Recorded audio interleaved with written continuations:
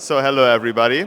We're at the Beauty and Ugliness in Architecture 2025 conference. My name is Immo Woreszk. I'm a member of the Classic Planning Institute.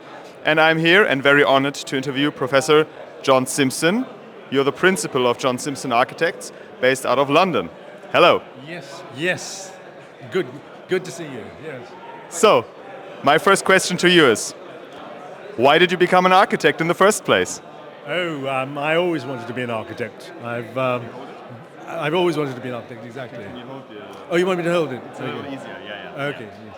Well, I've always wanted to be an architect, but I particularly wanted to be a traditional classical architect. And everybody thought when I finished architecture school... You need to hold it a little closer. Closer, about this close. Yeah, okay. Perfect. So which point do you want me to start again? We can start all over. Okay. So, why did you become an architect? Well, I've always wanted to be an architect, ever since I can remember. But when I was at architecture school, and this goes back to, we're talking about 1975, so quite a few years ago, I suddenly decided that what the future was and had to be traditional. And I'm not sure why, it was an instinctive thing. I just knew that modern architecture had run its course. And everybody, all my contemporaries were saying, this is ridiculous, what are you doing? You're going to throw away a career in architecture and do some kind of ridiculously mad niche thing. Kitsch. But strangely enough, I stuck to my principles, and it all turned out that I was right. Here I am, 45 years later. And what's happening? Everybody is going traditional.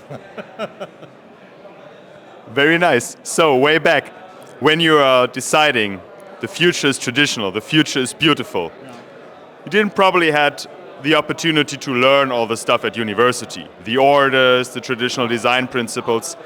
How did you manage to learn this? Did you have a mentor? Did it by self-study? What was your approach? Well, I came to the conclusion, if there wasn't a living architect you could learn from, you could learn from a dead one. And I was very lucky because I was at the Bartlett School of Architecture, which is in the heart of London, in Bloomsbury.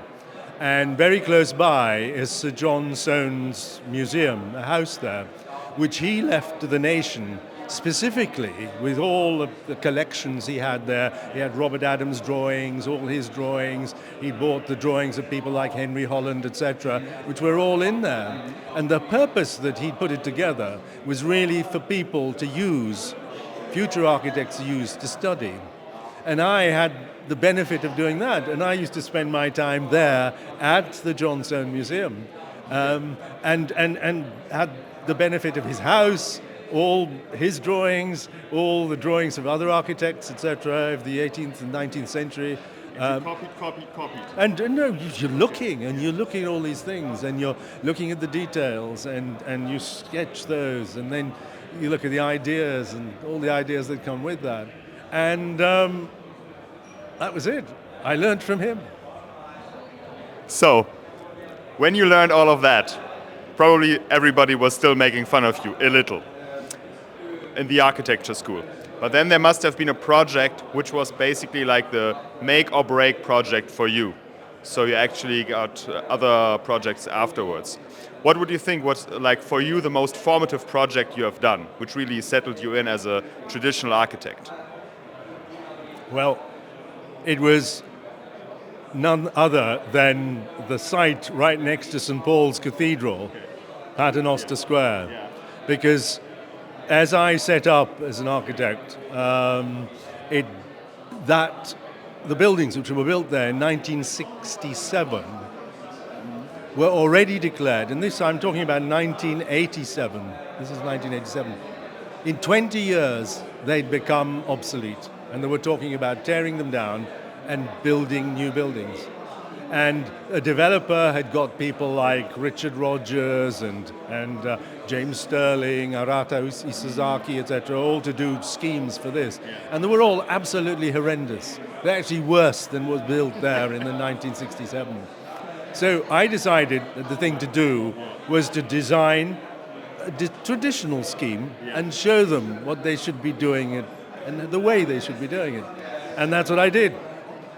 And of course, I had the support of the king, who was Prince of Wales at the time, and it just went forward. And we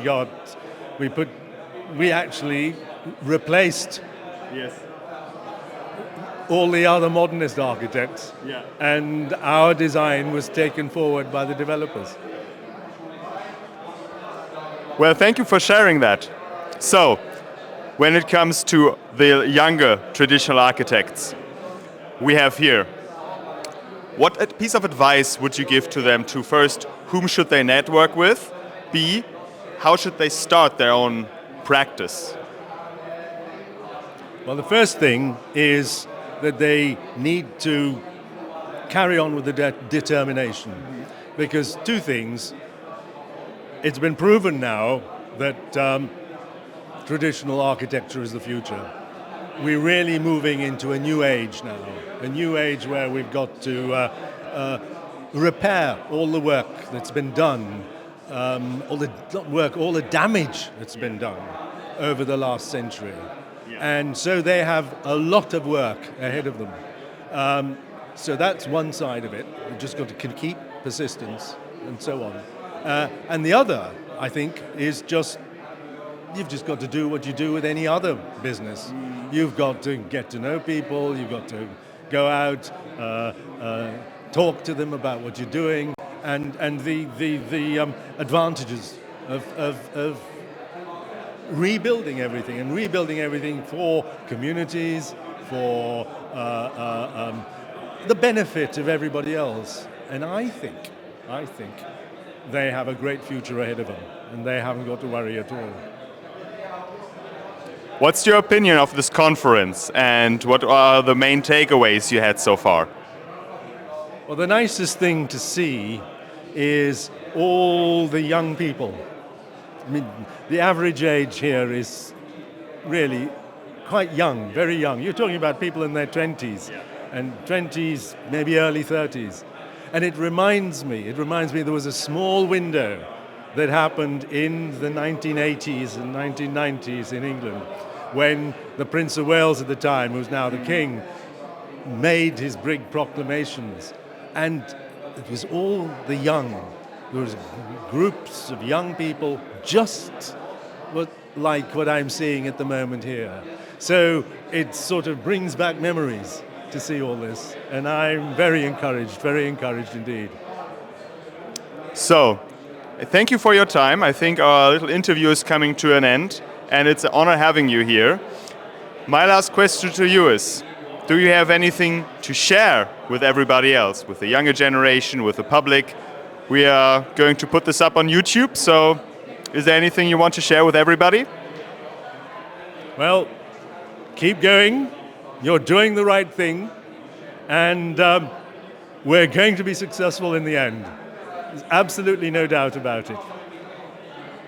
Professor Simpson, thank you so much. Thank you.